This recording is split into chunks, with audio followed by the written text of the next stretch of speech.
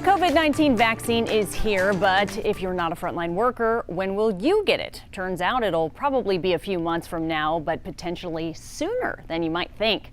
Cheryl Mercedes connects the dots. Now that vaccines for coronavirus have started in the U.S., how soon will average Americans be able to get the shot? Let's connect the dots. The answer to how soon the average adult will get the coronavirus vaccines depends right now on who you ask. Department of Health and Human Services Secretary Alex Azar says in late February and early March, it will be as easy as getting the flu shot, with stores like Walmart and Walgreens giving out the vaccine to the general public. That is, of course, after high-risk individuals like healthcare workers and the elderly get their vaccines. That is a slightly different timeline than the one from the director of the National Institute of Allergy and Infectious Disease, Dr. Anthony Fauci.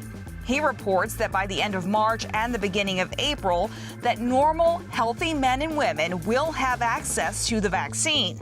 Dr. Fauci says that would mean we would be approaching herd immunity by next fall. So what does having herd immunity mean? Well, that is when we can start easing off some of our public safety measures like face masks. But the experts do estimate close to 70% of Americans will have to be vaccinated to reach that herd immunity. Connecting the dots, I'm Cheryl Mercedes for H-Town Rush.